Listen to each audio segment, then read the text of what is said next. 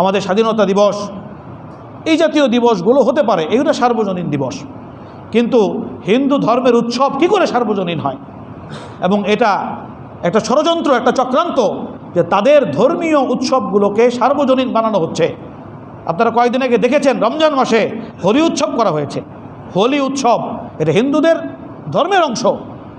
আমাদের দেশের ছেলে মেয়ে রোজা রেখে তারা তাদের শরীরে রং মাখছে, মানুষকে রং ছিটিয়ে দিচ্ছে, রাস্তাঘাটে মানুষের শরীরকে নষ্ট করে দিচ্ছে, তার কাপড়কে নষ্ট করছে।